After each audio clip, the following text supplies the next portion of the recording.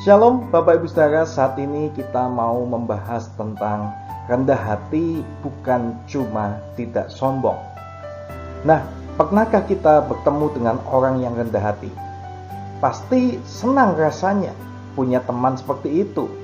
Tidak mudah marah, murah senyum, dan tidak egois adalah ciri-cirinya. Bahkan raut wajah mereka tampak berbeda, seolah ada kedamaian dan ketulusan yang terpancar. Sampai muncul pertanyaan dalam hati saya, apakah rendah hati sampai di situ saja? Cukupkah hanya tidak menjadi sombong dan tidak egois? Atau masih jauh lebih dalam lagi?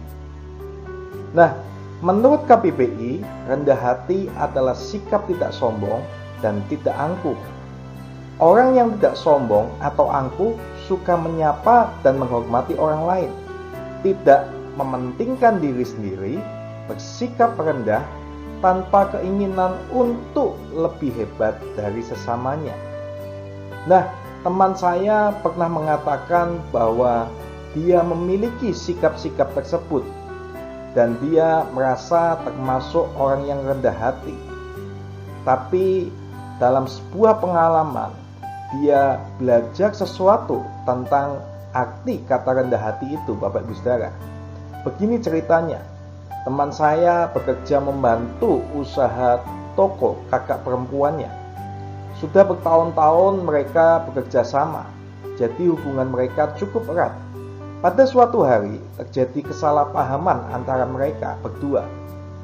Nah, teman saya merasa tidak senang dan pikiran negatif pun muncul.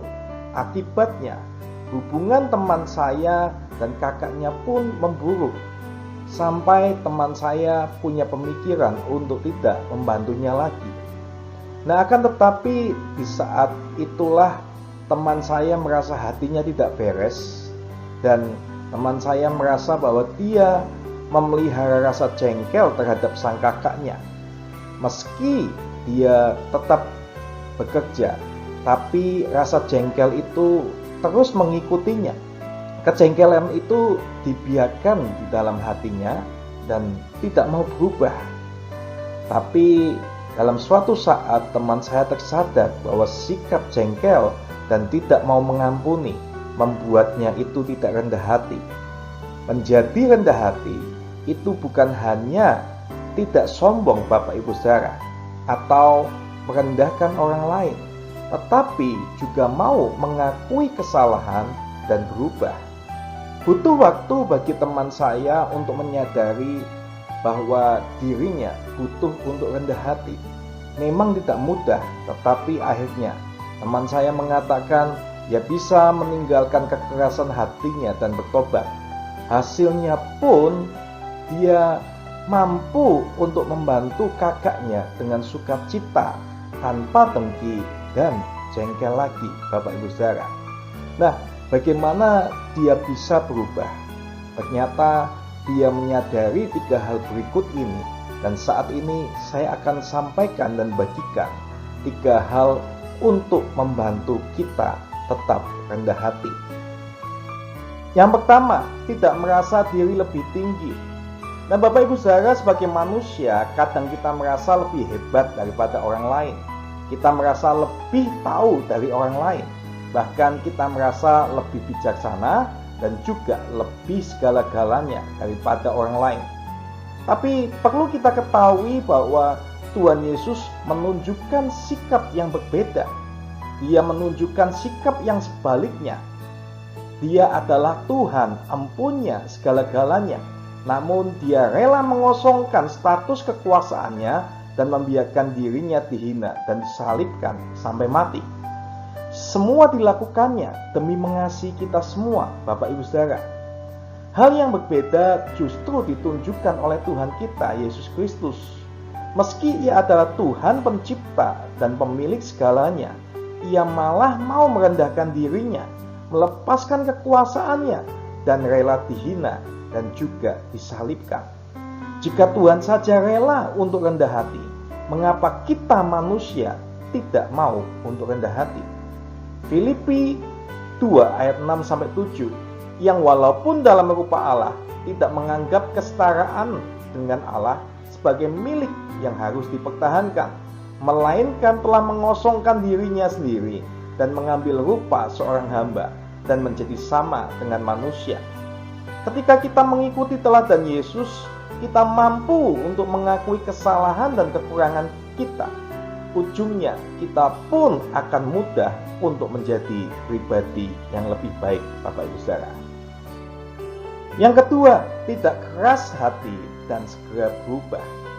Bapak Ibu Saudara, terkadang kita sulit menyadari ketika kita berbuat salah, atau kita menyadari perbuatan yang kita lakukan itu tidak baik, namun sulit untuk kita berubah. Nah, berapa banyak terkadang di antara kita, waktu kita melakukan yang namanya hal yang salah, kita keras hati dan kita pun tidak mau untuk segera berubah dalam hidup ini. Dan saat ini kita mau lihat di Amsal 28 ayat 14. Berbahagialah orang yang senantiasa takut akan Tuhan, tetapi orang yang mengeraskan hatinya akan jatuh dalam malapetaka.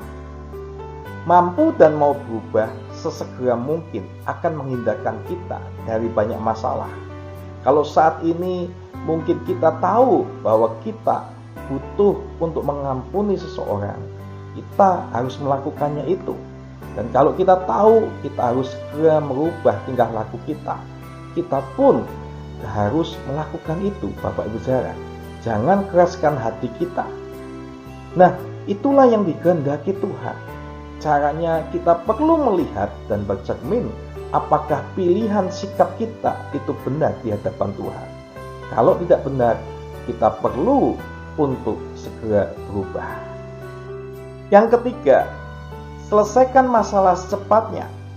Mendendam dan memendam masalah adalah tanda tidak rendah hati. Ini mencerminkan ketidakmampuan untuk mengampuni dan membiarkan dendam menguasai diri kita, Bapak Ibu Saudara. Lalu apa kata Alkitab tentang hal ini? Dalam Matius 5 ayat 23 sampai 24 dikatakan, sebab itu jika engkau mempersembahkan persembahanmu di atas mezbah dan engkau teringat akan sesuatu yang ada dalam hati saudaramu terhadap engkau, tinggalkanlah persembahanmu itu di atas mezbah itu dan pergilah berdamai dahulu dengan saudaramu, lalu kembali untuk mempersembahkan persembahan itu. Dari ayat yang kita dengar ini, kita belajar untuk segera menyelesaikan masalah. Mengapa? Karena kita belajar untuk mengampuni, dan mengampuni butuh kerendahan hati. Saat ada masalah personal dengan seseorang, pastikan hati Anda tetap benar. Jangan menjadi negatif dan menghakimi orang tersebut. Ajak orang itu bicara empat mata, lalu sampaikan apa yang Anda rasakan dengan penuh kasih. Memastikan keadaan hati yang benar adalah langkah tepat untuk memiliki sikap rendah hati. Menjadi rendah hati memang bukan hal mudah, Bapak Ibu Saudara. Diperlukan penyangkalan diri dan mau mendengar nasihat orang lain. Rendah hati sesungguhnya adalah sikap menyadari kesalahan, mau melihat kehendak Tuhan, dan segera berubah. Saya percaya setiap kita bisa menjadi pribadi yang rendah hati. Kita akan menjadi pribadi yang menghargai orang lain. Kita akan berbahagia melakukan pekerjaan dan tanggung jawab. Kenapa? Karena kita melakukan semua itu untuk menyenangkan dan memuliakan Tuhan kita, Bapak Ibu Saudara. Terima kasih. Tuhan Yesus memberkati.